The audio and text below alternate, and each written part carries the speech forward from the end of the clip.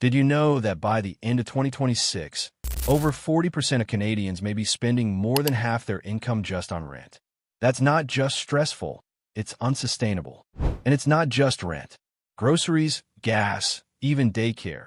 Everything's rising, but paychecks aren't keeping up. The gap between what people earn and what life costs is stretching to a breaking point. You might think this is just inflation doing its thing. But what if we told you that laws and government policies are making it worse?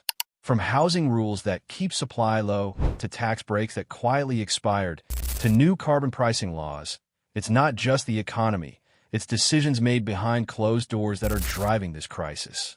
So what's really going on? And more importantly, how will it affect you?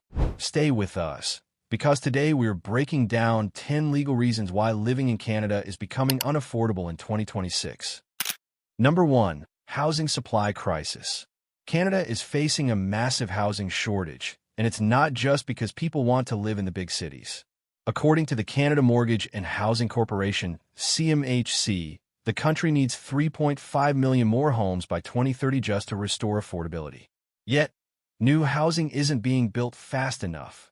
One big reason: zoning laws and municipal red tape make it incredibly hard to develop multi-family housing like duplexes or apartments in many residential areas. That means demand keeps rising, but supply stays stuck, and prices skyrocket as a result. Recent federal efforts like the 2025 Housing Accelerator Fund sound promising, but they're not keeping up with the pace of population growth. Especially with high immigration levels and urban migration, more people are chasing fewer available homes. This gives landlords and property developers the upper hand, pushing up rents and home prices. Even when new housing is approved, delays caused by permit processes, local opposition, and rising construction costs keep projects from breaking ground. What's worse, much of the new housing that is getting built is luxury-focused, condos and upscale developments that are out of reach for average families. Affordable housing remains underfunded and poorly prioritized in many cities. Laws meant to protect community character often end up blocking density, limiting what can be built and where. In short, the housing supply crisis isn't just about materials or labor, it's baked into the system. And unless major zoning and planning reforms happen quickly, millions of Canadians will be locked out of owning or even renting decent homes, stuck in a market that's built for profits, not people. Number 2. Rent rising faster than income. For millions of Canadians, rent isn't just going up, it's going up way faster than their income. In cities like Toronto and Vancouver, average rents have climbed by over 20% in just the last 2 years, while wage growth has barely hit 3% annually. This gap means more people are spending a dangerously high portion of their income on housing, leaving little for food, transportation, or savings. And the reality is, this trend isn't slowing down. The lack of federal rent control laws means provinces and landlords can continue to raise rent with little restriction, especially between tenants. What's making it worse is the shift from long-term rentals to short-term platforms like Airbnb, which further reduces available housing for locals. While some cities have attempted to introduce bylaws to regulate short-term rentals, enforcement is weak and loopholes are easy to find. At the same time, demand for rental housing is growing due to higher home ownership costs and tighter mortgage rules, creating a perfect storm of too many renters chasing too few affordable units. Without stronger regulation, renters remain vulnerable to sudden hikes that aren't matched by their paychecks. This isn't just a housing issue, it's a growing social crisis. Young adults are forced to delay moving out, couples are putting off starting families, and seniors on fixed incomes are being pushed out of neighborhoods they've lived in for decades. The result? A growing class of Canadians who are permanently stuck in financial survival mode. And without serious intervention, like nationwide rent caps or stronger tenant protections, this imbalance will keep getting worse, turning rent from a monthly expense into a life-altering burden for millions. Number 3. Mortgage rules making homeownership harder. While owning a home has always been a big part of the Canadian dream, new mortgage regulations are quietly making that dream harder to reach than ever before. In 2025, stricter federal rules were introduced to ensure that banks only lend to qualified buyers, including changes to the minimum down payment requirements, tougher stress tests, and shorter amortization periods for certain loans.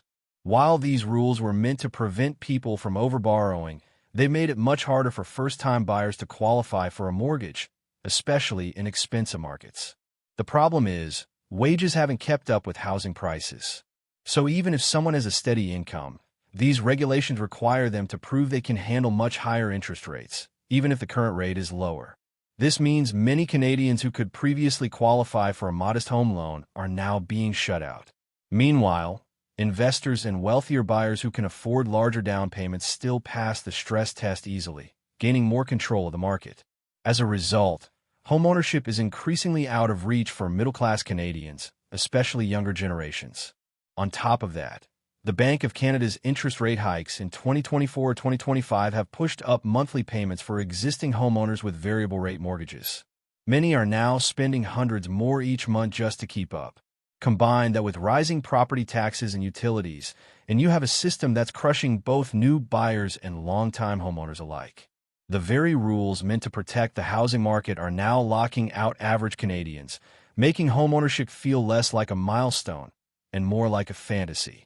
Unless major reforms are made, buying a home in Canada may soon become a luxury reserved for the few. Number 4. Food laws keeping prices high. When most people think about food prices, they blame inflation or global supply chain issues. But in Canada, there's another layer to the problem: our own food laws. Specifically, the supply management system governing dairy, poultry, and eggs is designed to protect Canadian farmers by controlling production and limiting imports. While this ensures stable incomes for producers, it also means Canadians pay significantly more for basic items like milk, cheese, and chicken compared to many other countries. And with no major reforms in sight, these higher prices are here to stay. In 2023, Bill C-202 was introduced to strengthen protections for Canada's supply management system, making it even harder for foreign competition to lower prices through trade deals. While this move was praised by farming lobbyists, critics argue that it puts consumers at a disadvantage, especially low-income families already struggling with rising grocery bills. And it's not just dairy and eggs. Tariffs and import restrictions on a range of goods continue to inflate supermarket prices, often with little transparency to the public. These food laws were originally intended to create stability in the agricultural sector, and they have. But in today's economy, where every dollar counts, the impact on everyday people is becoming impossible to ignore. When essential groceries cost significantly more in Canada than just across the border, it's clear the system is overdue for a rethink. Without more competition or price relief mechanisms, Canadians are forced to shoulder the cost of a heavily protected market, even as food banks report record demand and families cut back on nutrition just to afford rent. In the end, it's not just inflation driving high food prices, it's also legislation designed to keep them there. Number 5. Carbon pricing driving everyday costs up. Most Canadians know about the carbon tax, but few realize just how deeply it impacts their day-to-day expenses. The federal carbon pricing system, introduced to combat climate change, places a fee on fuels like gasoline, diesel, and natural gas. While it's designed to encourage cleaner energy use, the reality is that these extra charges get passed directly to consumers, showing up in everything from your utility bill to the price of groceries transported across the country.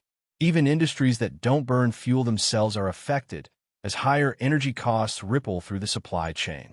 In 2025, although the government temporarily paused the carbon tax on home heating oil in some provinces, the broader system remained intact, and the price per ton of emissions is set to keep increasing every year. This means that in 2026, Canadians can expect higher fuel costs, more expensive flights, pricier food, and even rising service costs from businesses trying to cover their increased overhead. While climate action is essential, many critics argue that ordinary families are paying the highest price, while large corporations often benefit from exemptions or rebates. For low- and middle-income Canadians, especially those in rural areas where public transit isn't an option, the carbon tax hits harder.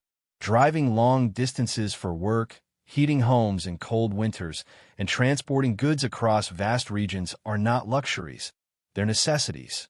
And although the federal government offers quarterly rebates to offset the cost, for many households, it's simply not enough to cover the difference. As climate policies tighten, The lack of affordable green alternatives means people are trapped between rising costs and few options. Unless major adjustments are made, carbon pricing may continue to widen the affordability gap in 2026 and beyond. Quick pause. If this is opening your eyes, let us know in the comments. Which of these issues are you feeling the most right now? We put a lot of work into breaking it all down. So if you're finding it helpful, hit that subscribe button. It's just one click, and it really supports the channel. Number 6. Health coverage gaps are growing. Canada is often praised for having universal health care, but what many people don't realize is that universal doesn't mean everything is covered. The Canada Health Act ensures access to doctors and hospital care, but it leaves out major expenses like dental work, prescription drugs, mental health services, physiotherapy, and vision care. As costs in these areas continue to rise, more Canadians are finding themselves either paying out of pocket or going without care entirely, especially if they don't have private insurance through an employer. In recent years, there have been promises of expanding coverage, like national pharmacare or dental programs, but progress has been slow and eligibility is often limited. By 2026, many of these programs are still in pilot stages or only available to specific groups, like seniors or low-income children. This means working-class Canadians who don't qualify for support but can't afford private plans are left in the middle, absorbing rising medical expenses alone. Even worse, as provinces face budget constraints, they've started quietly cutting or limiting publicly funded services, further increasing the burden on individuals. What's even more concerning is the emergence of extra billing, when healthcare providers charge fees for services that technically fall outside the publicly funded system. This creates a two-tier structure where faster or more comprehensive care is available only to those who can pay. For regular Canadians, the result is longer wait times, fewer service options, and surprise medical bills, all at a time when inflation is already squeezing household budgets. As the gap between what's promised and what's actually delivered continues to grow, healthcare, once a point of national pride, is becoming yet another financial stress point for families across Canada. Number 7. Population growth without infrastructure. Canada's population is growing at record speed, driven largely by high immigration targets set in recent federal policies. In 2025 alone, the country welcomed over 500,000 new permanent residents, and that number is expected to increase in 2026. While immigration is vital for economic growth and addressing labor shortages, the problem is that our infrastructure isn't keeping up. There aren't enough homes, transit systems, schools, or hospitals to support this rapid growth, and the strain is starting to show, especially in major cities where demand is highest. What's happening now is a ripple effect. As more people compete for limited housing, rents and home prices skyrocket. Public transit becomes overcrowded and unreliable. School class sizes grow, and hospitals face longer wait times. The pressure on these systems doesn't just lower quality of life, it also increases living costs. People are forced to spend more on transportation, childcare, private schooling, or even relocation just to access basic services. And the sad reality is government investments in infrastructure are lagging behind, bogged down by slow approvals, budget constraints, and short-term political thinking.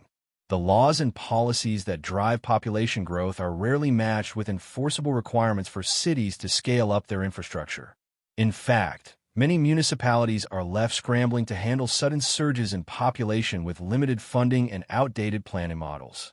Without immediate and coordinated action, this mismatch will only get worse.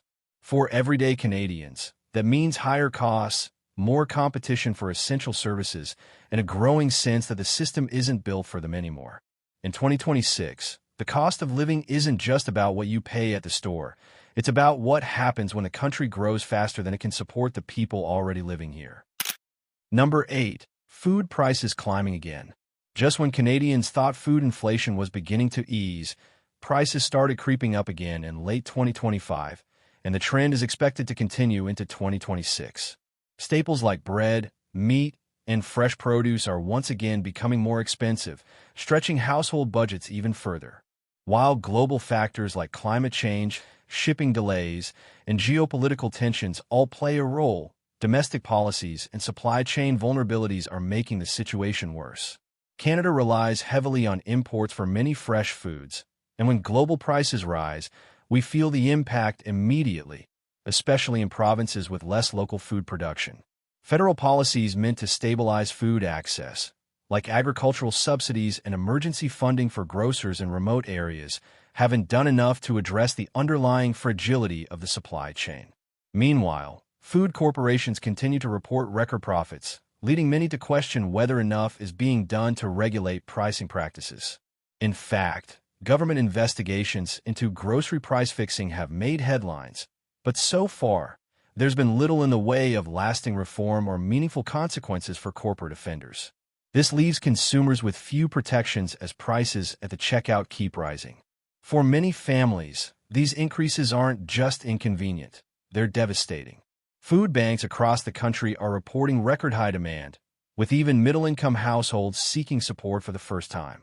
Parents are cutting back on nutritious options to save money, and seniors on fixed incomes are being forced to choose between medication and meals. Without stronger action from both federal and provincial governments, including stricter regulation of food pricing, better support for local producers, and more resilient supply strategies, food insecurity will continue to rise. In 2026, the cost of living crisis in Canada isn't just about housing or gas. It's now hitting the dinner table. Number 9. Wages not keeping up. One of the biggest reasons Canadians are struggling to afford life in 2026 is simple. Wages haven't kept up with the real cost of living. While prices for housing, food, transportation, and utilities have surged over the past few years, wage growth has remained painfully slow.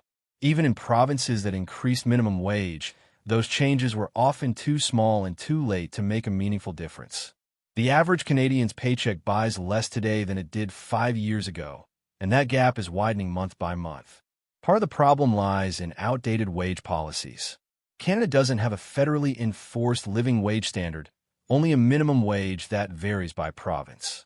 But minimum wage doesn't reflect what people actually need to afford rent, groceries, childcare, and basic transportation. In many cities, a true living wage is estimated to be $23 to $25 per hour, far above the current minimums. Meanwhile, white-collar workers are also feeling the pinch as raises fail to match inflation, and industries increasingly turn to contract and gig work instead of stable, full-time positions with benefits. For most Canadians, this means working harder just to stay in the same place, or falling behind entirely. Some are taking on second jobs, others are tapping into savings, and many are relying on credit just to cover essentials, leading to more debt and financial anxiety. Without policies that tie wages to the real cost of living, people will continue to lose ground, no matter how hard they work. In 2026, the gap between earnings and expenses isn't just frustrating, it's making life in Canada unsustainable for millions. And until that wage imbalance is addressed, affordability will remain out of reach for the average household. Number 10. Expired tax breaks and vanishing relief. One of the quietest but most painful reasons life is getting more expensive in 2026 is the expiration of key tax breaks and financial relief programs. During the peak of the pandemic and the years that followed, the federal and provincial governments introduced several temporary supports, from GST rebates and energy bill credits to one-time housing or grocery rebates. These programs helped many Canadians stay afloat during difficult times. But as of 2025, most of these supports have quietly ended, leaving families with fewer tools to manage rising costs. For example, the Tax Break for All Canadians Act, which provided a modest reduction in federal income tax brackets for lower and middle-income earners, was discontinued in early 2025. Additionally, energy subsidies that helped offset high heating bills, especially in colder provinces, were phased out despite energy prices continuing to rise. With Northwest permanent replacements in place, households that had come to rely on these programs are now facing the full weight of inflation, taxes, and service costs without any buffer. For many, the difference is hundreds of dollars a month, money that used to cover groceries, rent, or debt payments. The government argues that the economy is in recovery mode and that such measures are no longer necessary. But for ordinary Canadians, the reality feels very different. With wages still lagging, prices still climbing, and debts accumulating, the sudden removal of financial relief has left many people exposed at the worst possible time. These tax breaks weren't luxury perks, they were lifelines. And without bold new policies to replace them, millions are being pushed closer to financial instability. In 2026, the cost of living crisis is being felt not just in what you pay, but in the support systems that have quietly disappeared. As we've seen, the affordability crisis in Canada isn't just about rising prices. It's about deep-rooted policy decisions, outdated systems, and laws that aren't keeping up with reality. From housing and rent to food, fuel, wages, and even healthcare, every corner of daily life is being affected. And while some of these challenges may seem invisible at first glance, their impact is very real for millions of Canadians, many of whom are doing everything right but still falling behind. What makes this even more concerning is that many of these pressures are not just caused by global markets or economic cycles, but by choices made at the policy level, choices that could be reshaped with enough public awareness and political will. The expiration of tax relief, a broken housing system, outdated wage laws, and rising costs passed on to the public. These are all things that can change. But only if we talk about them, understand them, and demand better. In 2026, affordability isn't just a buzzword, it's the defining issue for Canadian families, young professionals, seniors, and newcomers alike. And if current trends continue without major intervention, the dream of a stable, comfortable life in Canada could slip further out of reach for many. Understanding the why behind a crisis is the first step. The next is deciding what we do about it and how loudly we speak up. Now it's your turn. Which of these 10 reasons hit home the hardest for you? Drop your thoughts in the comments. We read every single one. If this video opened your eyes or helped you understand the crisis better, please support us. We put a ton of effort into breaking it down clearly. So go ahead and click that subscribe button. It's just one click, but helps us keep making powerful, eye-opening videos like this one.